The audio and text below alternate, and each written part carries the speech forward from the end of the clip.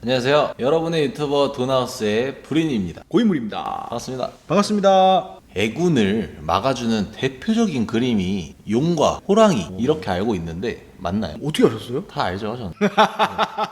네, 용호 쌍박이란 말이죠. 지구상 최강 동물과 상상 속이긴 하지만 상상 속 최강 동물이라고 할 수 있는 호랑이와 용은 예전부터 이 두 동물은 아주 최강자로 군림하고 있습니다. 풍수에서도 역시나 애군을 막아주려면 애군도 강한 애군이 있고 약한 애군이 있을 거 아닙니까?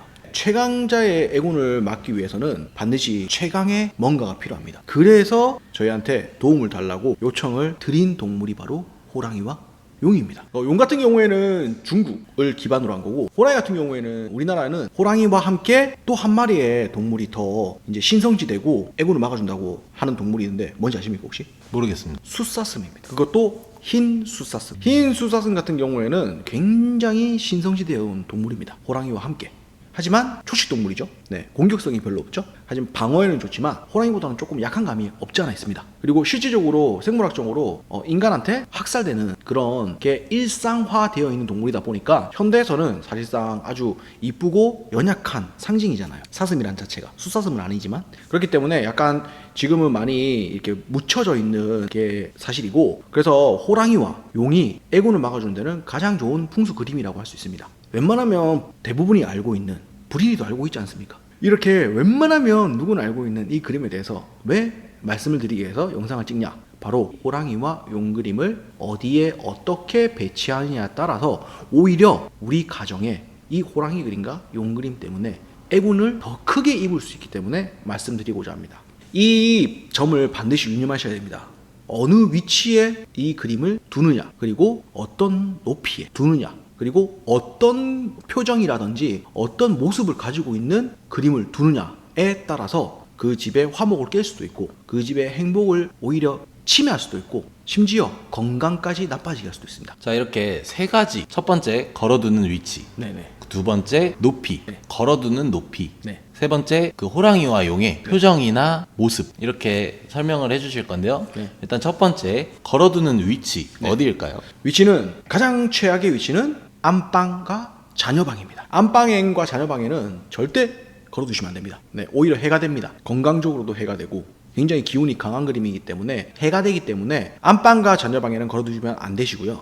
가장 좋은 위치는 현관입니다. 현관에 호랑이 그림이나 용 그림이 있는 게 가장 좋고요. 그 다음 두 번째가 우리 집 정중앙입니다. 대부분 집은 중앙이 거실이잖아요. 네. 다시 말씀드려서 거실 정중앙 쪽에 걸어두시는 게 두 번째 좋습니다. 이 두 위치 외에 그 어떤 위치도 사실은 득보다 실이 더 많은 위치라고 할 수 있습니다. 왜냐하면 호랑이와 용은 굉장히 기운이 강한 동물이기 때문에 그 강한 기운을 내가 무방비 상태로 휴식을 취하는 상태가 오랫동안 유지되어야 하는 안방과 자녀방, 즉 사람이 잠을 자야 하는 공간에 두는 것은 최악입니다. 건강까지 망칠 수 있습니다. 그렇기 때문에 반드시 현관이나 거실 정중앙 쪽에 위치를 해서 걸어두시는 게 좋고요. 두 번째는 높이. 호랑이와 용은 가장 신성하고 그리고 가장 존경과 성망의 대상입니다. 그렇기 때문에 반드시 높이를 사람의 눈높이 정도에 두시고 혹여라도 다른 풍수 그림보다 낮게 두시면 안 됩니다. 다른 풍수 그림보다 항상 최상위 위치에 높이 두셔야 됩니다. 그래야지 이 신성한 동물들이 해코지를 안 합니다. 부잣집 같은 경우에는 막 사슴 머리 같은 것도 걸어 두시는 분도 계시고 용을 저쪽에 걸어 두는데 여기 호랑이를 또 걸어 둔다. 정말 최악입니다. 하늘의 태양은 두길 수 없습니다. 그러면 서로가 하나는 죽을 때까지 싸웁니다. 그게 최악이고요. 호랑이를 걸어 두셨는데 만약에 반대편에 다른 그림 걸어 두시는데 호랑이 그림이 그 그림보다 낮게 위치해 있다. 그럼 호랑이가 대우 안 해줬다고 해코지합니다. 소설 쓰나 싶으시기도 하겠지만 실제로 그렇다고 합니다. 저는 호랑이 그림 외에는 다른 그림을 호랑이 그림이 보이는 위치에는 아무것도 안 걸어놨습니다. 저는 체험을 못했기 때문에 확실하다고 말씀드리긴 힘들지만 그래도 이 부분이 옛날 전통 풍수적으로 내려오는 사실이다 보니까 염두를 해 두시는 게 좋을 것 같아서 말씀드린 거고요. 마지막 세 번째는 표정이나 그 호랑이의 모양입니다. 전통적인 풍수에서 좋은 호랑이 그림은 머리가 아래쪽에 내려와 있고 마치 산 위에서 아래로 내려오는 모습의 호랑이가 있고 또 반대로 산 위로 오르면서 쳐다보는 호랑이의 모습이 있습니다. 이 두 그림 다 각각 의미가 다릅니다. 두 개 다 나쁘진 않지만 이 호랑이들 중에 입을 벌리고 사납게 공격하려는 표정을 하고 있는 호랑이 그림 같은 경우에는 그 목적이 다르기 때문에 가정에 두기에는 조금 부적합합니다. 가정에 두시기 적합한 호랑이는 입을 닫고 온화한 표정을 가진, 그리고 편안하게 앉아 있거나 새끼 호랑이와 자녀 호랑이와 함께 있는 그런 그림이 가정의 화목과 평화를 위해서 좋습니다. 그리고 거기서 플러스해서 재물복까지 불러들이는 호랑이 그림은 바로 흐르는 냇가 앞에서 네 마리의 엄마 아빠 자녀 둘 호랑이가 함께 편안하고 온화한 표정으로 있는 그런 호랑이 그림. 제복도 함께 불러옵니다. 내 제복을 불러온다기보다는 내가 가진 제복을 지켜줍니다. 그렇게 생각하시면 되세요. 그런 그림이 가장 가정에 두기에는 적합한 호랑이 그림입니다. 용 그림도 마찬가지입니다. 용이 입을 벌리고 날카로운 이빨을 다 드러낸 채 마치 지금 당장이라도 공격할 것 같은 기세로 되어 있는 그림 같은 경우에는 가정에 두기에 사실은 좋지 못합니다. 그런 거는 공격적인 성공과 발전을 위해 내 아지트로스는 사무실이나 그런 회사, 큰 회사라든지 중견기업 이런 데는 좋을지 모르지만 가정은 좋지 않습니다. 그리고 용 그림 같은 경우에는 용이 일자로 하늘로 솟구치고 있는 이제 대나무 모양의 용 그림은 별로입니다. 가정에서는. 가정은 이렇게 꼬여있는, 용이 몇 번 이렇게 꼬여있는 그런 용 그림이 좋습니다. 그리고 용 그림은 절대 용 머리가 아래를 향하면 안 됩니다.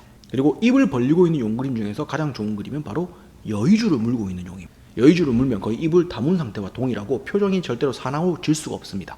그렇기 때문에 이런 부분을, 이 세 가지 부분을 잘 염두에 두셔가지고 용이나 호랑이로서 내 애구, 우리 집의 애군을 맡고 우리 가정의 행복과 평화를 지키기 위한 목적으로 만약에 구매 의사라든지 누군가한테 그림 그려달라고 의뢰를 할 경우에는 반드시 이 세 가지를 유념해서 의뢰를 하시거나 구매를 하셔서 잘 적재적소에 걸어두시길 당부드리는 마음에서 말씀드립니다. 자, 이렇게 용 그림과 호랑이의 그림에 대해서 얘기를 나눠봤는데요. 네. 세 가지 위치, 높이, 그리고 표정과 모습에 대해서 집에 걸어두시고 싶으신 분이 있으시다면 유념을 하시면 될 것 같습니다. 네네. 자, 오늘도 저희 도나스를 시청해주신 모든 여러분 부자 되시길 바랍니다. 부자 되세요. 여러분의 생각을 댓글로 남겨주시면 저희는 더욱더 유익한 내용과 알찬 영상으로 찾아뵙겠습니다. 감사합니다. 감사합니다.